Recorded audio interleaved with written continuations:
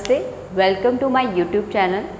तो आज हम बात करेंगे ब्लड कंपोजिशन की। इससे पहले जो वीडियो में हमने बात करी थी उसमें हमने ब्लड के बारे में जाना था और ब्लड के फंक्शन को जाना था। तो आज हम बात करेंगे ब्लड कंपोजिशन के बारे में कि ये जो ब्लड है ये आपके किन किन चीज़ों से मिलकर बना है। ये जो हमें लिक्विड मटेरियल दिखता है, कहीं पर भी कट लग जाए बहता हुआ, तो ये इस ब्लड में क्या क्या चीज़ें हैं, कौन इन सब चीज़ों ये इन ब्लड को मिलकर बना रहा है, तो उसके बारे में हम पढ़ेंगे। तो ब्लड क्या है? ब्लड आपके दो चीज़ों से मिलकर बना है। पहला है आपका प्लाज्मा और आपका है ब्लड सेल्स। इस टॉपिक को आप ब्लड कंपोजिशन या ब्लड स्ट्रक्चर के नाम से भी आपके सिलेबस में पूछा जा सकता है, ब्लड स्ट्रक्चर या फिर आपका ब्लड कंपोजिशन। तो ब्लड किन दो चीज़ों से मिलकर बना है? ब्लड मिलकर बना है आपका प्लाज्मा और ब्लड मिलकर बना है आपका ब्लड सेल्स। ये दो चीज़ों से मिलकर बना है, जिसमें से प्लाज्मा आपके ब्लड में मिलता है आपको 55%। ठीक है, तो प्लाज्मा ब्लड में हमको मिलता है 55% और ब्लड सेल्स हमको ब्लड में मिलते हैं 45%। ठीक है, यहाँ पर ये 60 और 40 भी हो सकता है। ठीक है, तो ऐसे कंफ्यूज मत होइएगा, कहीं पर 60 और 40 भी दिया हुआ है। तो अभी हम यहाँ पे इसको ले रहे हैं, ये प्लाज्मा होता है आपके ब्लड में 55% और ब्लड सेल्स होती है 45%। तो अब ये जो प्लाज्मा है, ये जो प्लाज्मा बन रहा है आपके ब्लड को जो बना रहे हैं प्लाज्मा, तो ये प्लाज्मा किससे मिलकर बना है? तो प्लाज्मा मिलकर बना है आपके वाटर से, पानी से। ठीक है, प्लाज्मा कहाँ से बन रहा है? तो प्लाज्मा बन रहा है आपके वाटर से, यानी कि आपके पानी से। तो पानी कितना % होगा प्लाज्मा में? प्लाज्मा में आपका पानी होता है 90%। ठीक है, 90% आपका प्लाज्मा होता है। प्रोटीन होता है आपका 7%, जिसमें से हमें प्रोटीन देखने को मिलते हैं एल्ब्यूमिन्स, ग्लोबुलिन्स और फाइब्रिनोजेंस। ठीक है, तो प्रोटीन से मिलकर हमारा प्लाज्मा बन रहा है। इलेक्ट्रोलाइट थर्ड नंबर पे है। इलेक्ट्रोलाइट हमें मिलते हैं यहाँ पर 3% और इलेक्ट्रोलाइट्स में हम क्या देखने को मिलते हैं? इलेक्ट्रोलाइट्स में हमें देखने को मिलते हैं मिनरल्स। ठीक है, कैल्शियम फॉस्फेट, ठीक है, सोडियम क्लोराइड, ये सारे जो मिनरल्स है वो हम क्या है, उनसे मिलकर भी हमारा क्या बन रहा है? प्लाज्मा, जो आगे जाकर एक ब्लड को बनाएगा, ब्लड की फॉर्मेशन करेगा। ठीक है, तो अब आपने ये समझ लिया कि जो 55% प्लाज्मा हमें हमारे ब्लड में देखने को मिल रहा है वो किन किन चीज़ों से मिलकर बना है? पानी से मिलकर बना है। तो अगर आप अपनी बॉडी को सही तरीके से भरपूर मात्रा में पानी पिलाएं अपनी बॉडी को, तो आपकी बॉडी में प्लाज्मा सही तरीके से बनेगा, साथ ही साथ वो ऑर्गन को भी अच्छी तरीके से नमी देगा। साथ ही साथ प्रोटीन से मिलकर बन रहा है, तो आप आहार में जब सही तरीके से प्रोटीन लेंगे तो आपकी ब्लड में की कमी में भी कोई दिक्कत नहीं आएगी, ब्लड में भी कोई कमी नहीं देखने को मिलेगी। ठीक है, साथ ही साथ इलेक्ट्रोलाइट्स मिनरल से मिलकर बन रहा है। तो मिनरल्स आपको कहाँ से मिलेंगे? तो मिनरल्स भी आपको आहार से मिलेंगे, आपके वेजिटेबल फ्रूट से आपको मिनरल्स मिलेंगे। क्लियर है? इतना क्लियर है? अब ये जो प्लाज्मा है, जब हम इस प्लाज्मा को देखते हैं तो प्लाज्मा हमें एक येलो कलर का एक लिक्विड मटेरियल देखने को मिलता है। प्लाज्मा आपका जो ब्लड है, प्लाज्मा उसमें कैसा है? प्लाज्मा उसमें है आपका लिक्विड। ठीक है, अगर हम ब्लड में एक जो आपको बहता हुआपन दिख रहा है, तो उस ब्लड में वो जो बहता हुआपन है, वो जो इसकी ब्लड के लिक्विड फॉर्म आ रही है, वो आपके प्लाज्मा की हेल्प से मिल रही है। क्योंकि हमें इसमें देखने को मिला है 90% ऑफ वाटर से मिलकर बना है। तो वाटर 90% है, बाकी सब उसके बाद 90% वाटर है, तो ये क्या है? एक लिक्विड फॉर्म दे रहा है आपके ब्लड को। ठीक है, तो ये है आपका प्लाज्मा, जिससे मिलकर आपका ब्लड बन रहा है। साथ ही साथ आपकी है ब्लड सेल्स। ठीक है, तो ब्लड सेल्स कितनी मिल रही है हमको? 45% सेल्स मिलकर आपके ब्लड को बनाती है। ब्लड सेल्स मिलकर आपके ब्लड को बनाने में हेल्प कर रही है। तो ब्लड क्या, अब ये इसके बारे में देख लेते हैं। ब्लड सेल्स, तो ब्लड सेल्स कैसी है? ये है आपका सॉलिड फॉर्म। ठीक है, आपके ब्लड में एक जो गाढ़ापन आ रहा है, ब्लड क्या है? ब्लड एक चिपचिपा गाढ़ा पदार्थ है। ठीक है, तो बहता हुआ जो लिक्विड फॉर्म है वो उसको मिलेगी प्लाज्मा की हेल्प से, और जो उसमें एक थोड़ा सा गाढ़ापन है, जो एक चिपचिपापन है, वो उसको मिलेगा आपके ब्लड सेल्स की हेल्प से, ठीक है। जो गाढ़ापन है, थिकनेस है जो, तो वो उसको मिलेगी आपके ब्लड सेल्स की हेल्प से। तो ब्लड सेल्स कितनी है? ब्लड सेल्स है आपकी 3 कौन कौन सी है? तो पहली है आपकी रेड ब्लड सेल्स, ठीक है, रेड ब्लड सेल्स। दूसरी है आपकी वाइट ब्लड सेल्स और तीसरी है आपकी प्लेटलेट्स, ठीक है। इसको दूसरा नाम भी दिया गया है। दूसरा नाम क्या है? तो रेड ब्लड सेल्स का दूसरा नाम है आपका एरिथ्रोसाइट्स, वाइट ब्लड सेल्स का आपका दूसरा नाम है ल्यूकोसाइट और प्लेटलेट्स का आपका दूसरा नाम है थ्रोम्बोसाइट्स।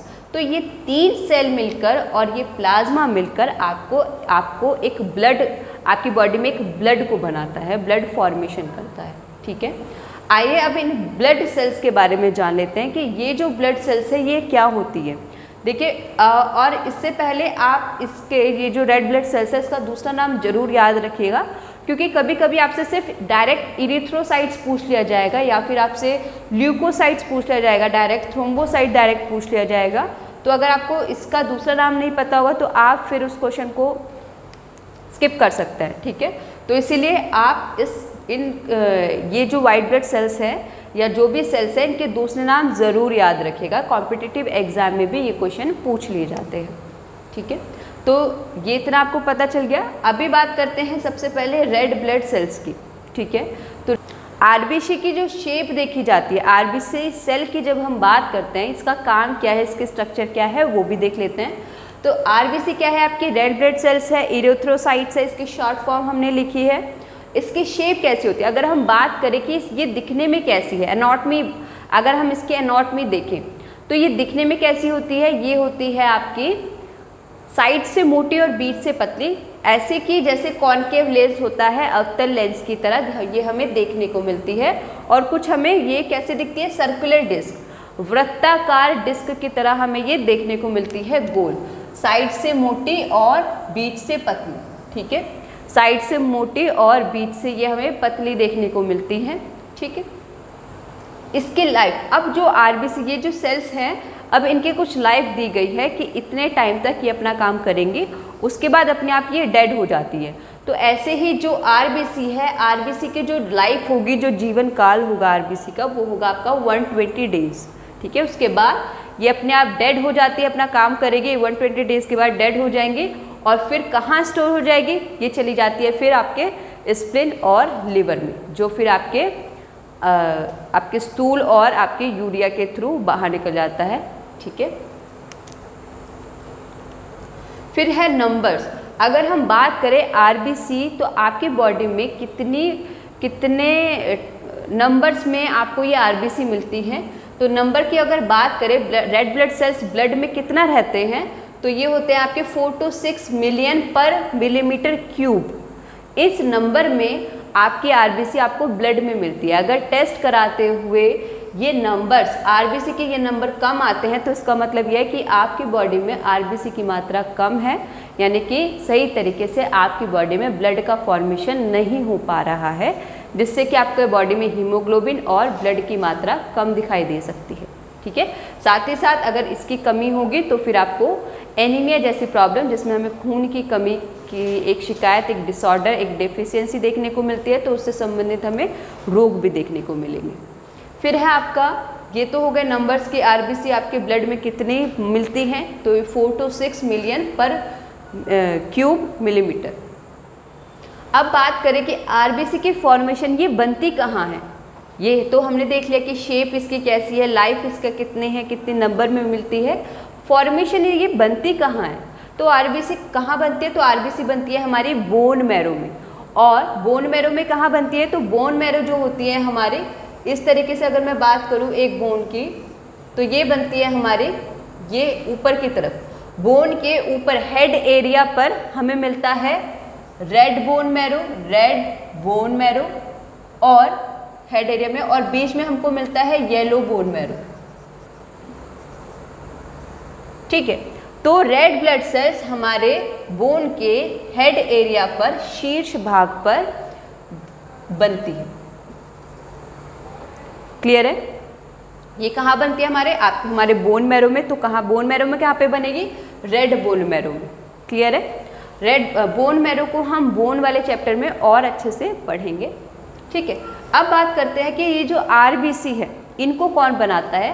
तो ये जो आरबीसी है इनकी फॉर्म कहाँ बनेगी, तो बोन मैरो में बनेगी, ठीक है। और इनको बनाएगा कौन, आरबीसी की डेवलपमेंट कैसे होगी, तो आरबीसी कैसे बनेगी आगे, तो आरबीसी बनती है हमारे हीमोग्लोबिन से, ठीक है।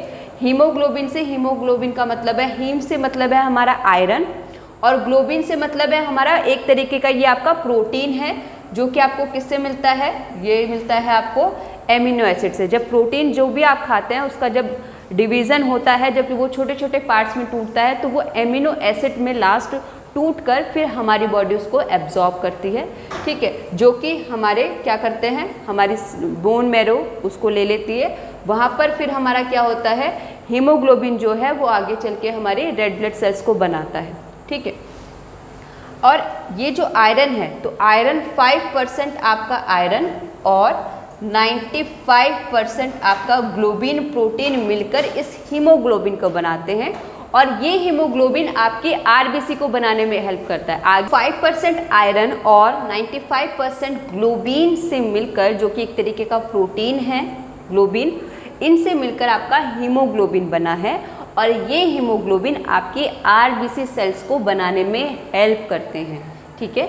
आपकी आरबीसी सेल्स को बनाने में हेल्प करते हैं, कौन करते हैं, तो आपका हीमोग्लोबिन। तो अगर आपकी बॉडी में ये हीमोग्लोबिन नहीं होगा तो आपकी आरबीसी सेल्स भी नहीं बनेंगी, ठीक है।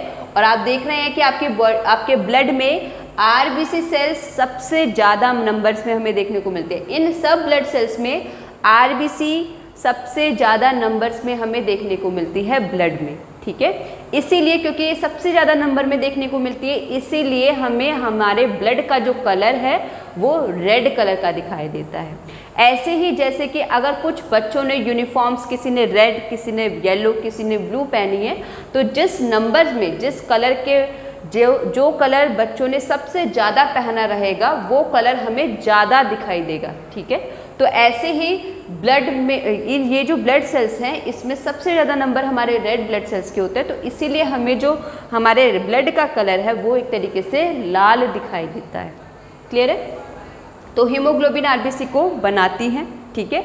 120 दिन की इनकी लाइफ होती है। तो अब अगर आप देखें तो ये आयरन सिर्फ आपके हीमोग्लोबिन में 5% है, ठीक है, जो कि हेल्प करता है आपकी ग्रोथ डेवलपमेंट के लिए, ठीक है। और साथ ही साथ क्या हेल्प करता है, किस चीज़ में हेल्प करता है, तो आयरन आपके कुछ हॉर्मोन्स को बनाने में भी हेल्प करता है।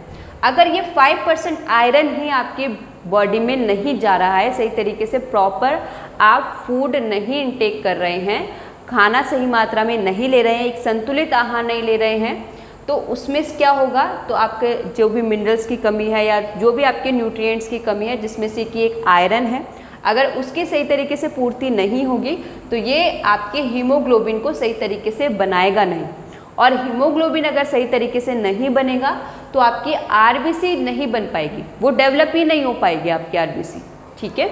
और अगर आरबीसी नहीं बनेगी तो आपकी बॉडी में जो ऑक्सीजन को लाने और ले जाने का काम है, शरीर में लेकर फेफड़ों से आपके सेल तक पहुंचाने का और सेल से, सेल टिश्यू से आपके शरीर से बाहर लाने का जो काम है वो प्रॉपर तरीके से हो ही नहीं पाएगा। और ऑक्सीजन की अगर बॉडी में सही मात्रा नहीं मिली तो फिर आपके शरीर में अलग अलग प्रकार की हमें समस्या देखने को मिल सकती है, ठीक है। सप्लाई ढंग से नहीं हो पाएगी, जैसे कि मैंने आपको पहली वीडियो में बताया था, सप्लाई सही तरीके से नहीं हो पाएगी तो फिर आपके ब्लड नहीं होगा, सप्लाई सही तरीके से नहीं होगी तो बॉडी में अलग अलग तरीके से आपको समस्याएं, सिम्टम्स, डिजीज़ देखने को मिल सकती हैं। क्लियर है। तो ये है आपके रेड ब्लड सेल्स, ठीक है, जिसको हमने पढ़ा। इसके बाद हम पढ़ते हैं वाइट ब्लड सेल्स, जो कि हम नेक्स्ट वीडियो में पढ़ेंगे।